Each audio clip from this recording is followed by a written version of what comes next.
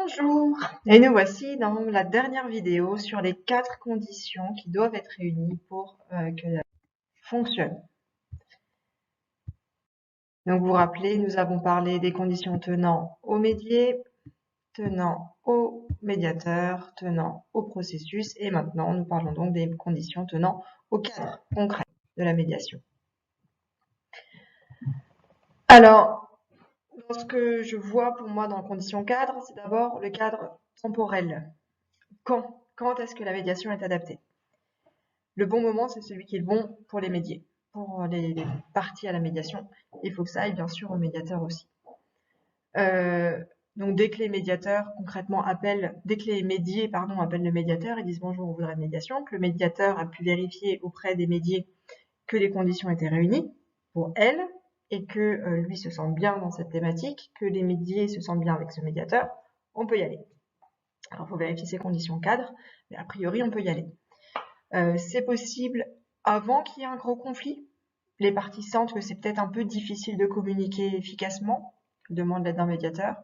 C'est possible lorsque le conflit est déjà là, qu'on n'arrive plus à s'entendre, voire qu'on n'a plus forcément envie que l'autre gagne, mais qu'on est quand même conscient du fait que notre intérêt à nous peut quand même être de trouver une solution qui aille avec l'autre. Qu'on aurait plus à perdre, à ne pas s'entendre, qu'à gagner, à permettre également à l'autre de trouver une solution.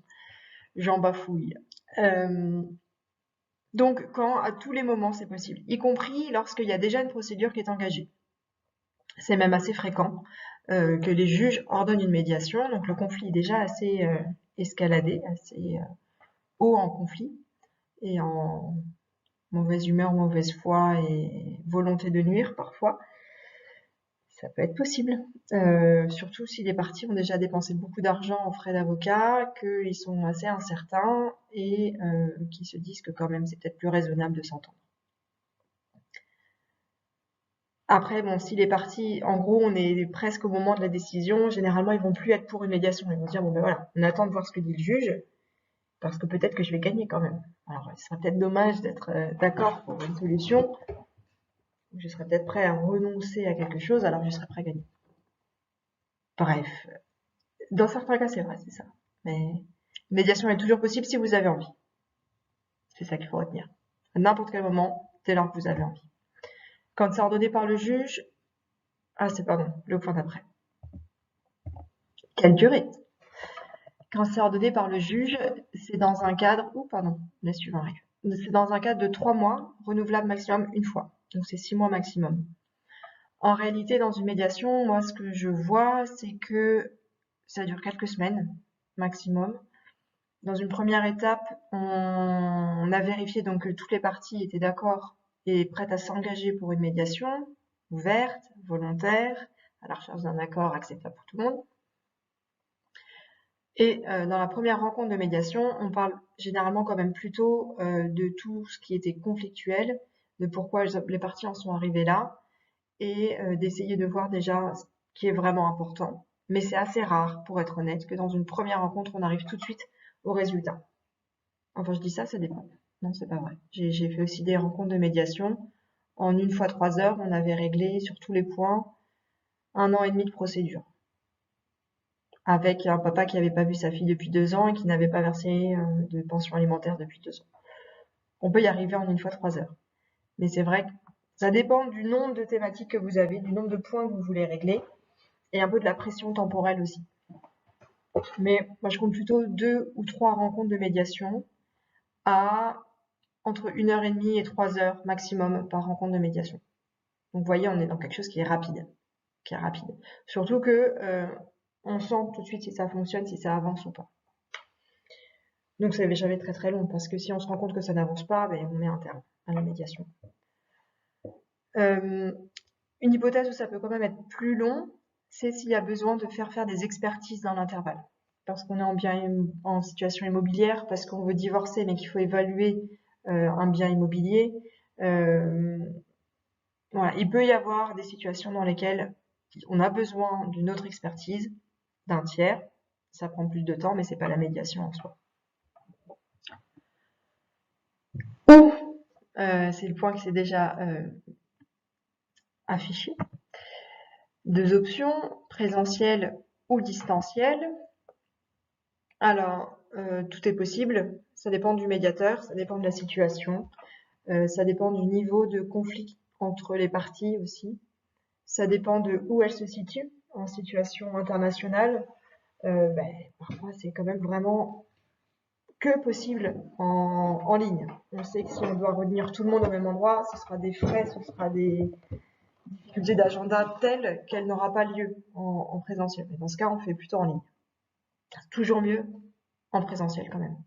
Parce qu'on ressent, il y a quelque chose de l'ordre du physique, de l'ordre de l'énergétique, mais vraiment perceptible.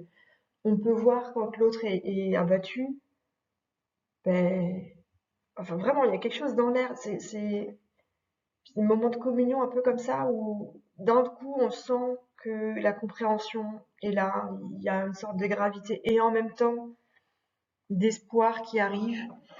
Ou en même temps, dans un autre sens, ça peut être qu'on explose, qu'on soit presque limite d'énergie, qu'on n'arrive pas à contenir. C'est bien qu'elles puissent s'exprimer à ce moment-là, et c'est bien que nous, médiateurs, on puisse les ressentir et qu'on puisse soit les canaliser, si nécessaire, soit leur donner toute la place pour s'épanouir. Voilà, vous l'avez compris, moi je suis fan des médiations en présence, mais on ressent aussi quand même beaucoup de choses en ligne, et pour les situations dans lesquelles une médiation ne serait de toute manière pas possible en présence, c'est possible, c'est faisable, et ça fonctionne. Peut-être pas au tout début, je le disais, lorsque la situation est très conflictuelle, parce qu'on peut avoir besoin de recréer un peu de confiance entre tout le monde, et qu'on est quand même plus sûr quand on voit ce qui se passe. Dans ce cas, ça sera peut-être avec des rendez-vous individuels avec l'un et l'autre, ou à voir. Un autre point très important, quel coût? Je sais que ça vous intéresse toujours, c'est normal. Quel coût? Alors, à voir avec chaque médiateur.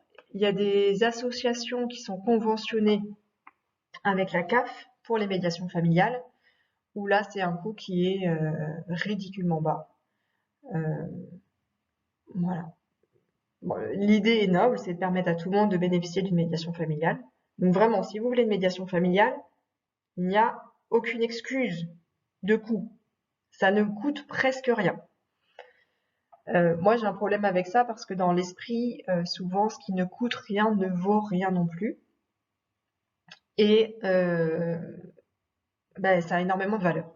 De vous permettre de résoudre votre conflit qui peut-être vous pèse depuis 1 an, 2 ans, 10 ans, 20 ans, par la paix, de vous libérer de ce poids énorme là, de vous permettre de vous réaliser de nouveau pleinement, de vous projeter dans l'avenir, de pouvoir parler à l'autre sans avoir la boule au ventre. Peut-être même que vous avez vraiment des manifestations physiques de ce conflit, mais pouvoir vous libérer de tout ça, ça a une telle valeur, c'est épique. Bref, le coût quand même concrètement, ça dépend des médiateurs, je vous le disais. Moi par exemple, je demande 750 € pour 3 heures de médiation en forfait, 375 € pour 1h30 en forfait d'un coup. Donc vous avez une visibilité, vous savez où vous allez et vous voyez, franchement, j'ai presque honte en fait, ça me paraît beaucoup trop bas. Je vais peut-être remonter mes forfaits tout de suite. C'est vraiment très peu, surtout que c'est partagé entre les parties. Après, c'est vrai que ça s'ajoute au coût de votre conseil par un avocat quand c'est nécessaire. Mais c'est vraiment tellement peu, surtout que je vous disais, c'est 1h30, 3 heures, peut-être une fois, peut-être 2 fois, par rapport au coût du conflit non réglé, c'est peanuts. C'est rien du tout. Enfin, c'est un investissement, mais tellement minime par rapport à la valeur de ce que ça peut apporter. Vraiment, allez-y. Je vous assure, je dis pas ça parce que je suis médiateur et que je veux vous me payer. Je dis ça parce que je crois tellement en la valeur de la médiation pour vous permettre de vous libérer, de retrouver la paix, et dans tous les domaines. Ça fait encore une autre vidéo, mais relation commerciale, quelque chose qui fonctionne pas lui. Ça y est, ça se relibère, ça va. Vous pouvez revendre des produits de ce producteur, de ce fournisseur. Ah, vous ne pourriez pas sans ça. La paix familiale, que votre enfant n'ait pas à choisir entre papa et maman, qu'il n'ait pas à choisir entre se scier la jambe gauche ou se scier la jambe droite. Bref, je reviens sur le à quel point la médiation a de la valeur. Mais voilà. Le coût, ce que vous aurez à dépenser initialement, existe, c'est vrai. Dépend de chaque médiateur, je le disais. Renseignez-vous auprès des médiateurs, mais c'est dans tous les cas extrêmement faible par rapport à ce que ça vous apporte. J'aime bien comparer aussi avec le fait d'investir dans votre logement. Vous pouvez rester dans un loyer avec quelqu'un, demander à quelqu'un de régler chacun de vos conflits un par un, le payer à chaque fois, l'avocat qui fera la procédure. Vous pouvez aussi vous dire, mais je vais faire en sorte d'être capable de résoudre moi-même mon conflit. Alors, vous pourrez aller voir un avocat pour avoir tous les éléments d'information pour régler au mieux. Et sur la communication, le médiateur vous aidera à rétablir une communication efficace et authentique et juste et sincère et apaisée pour vous permettre par la suite de tout régler vous-même. Vous êtes propriétaire de votre chapeau plutôt que de payer un loyer pour quelque chose qui débloque quasiment rien chaque fois. Bon bref, voilà.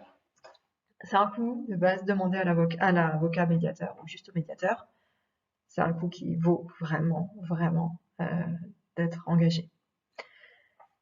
Je pense que c'était tout. Voilà, tout à fait. Je m'aperçois que j'aurais pu parler de la comédiation. Parfois, on peut faire de la comédiation aussi, notamment lorsqu'on a des médiations internationales, interculturelles. C'est ce que je fais souvent en matière familiale avec un avocat, un médiateur, pardon, parfois avocat médiateur, pour chaque parent, pour que chaque parent se sente bien.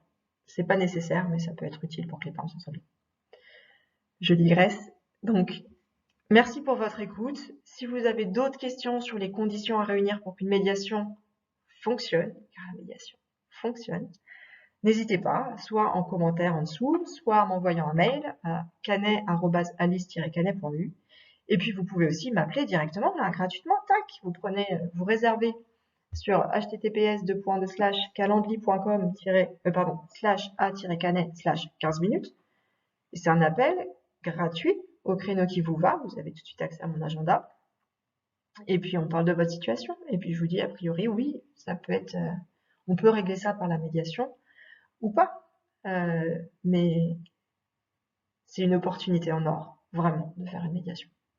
Pour votre conflit, pour vous libérer, pour vos proches et tout le monde autour, pour plus de paix et de bonne humeur et de bonnes vibes dans ce monde. Bref, je m'enflamme encore. Belle journée à vous. Au revoir.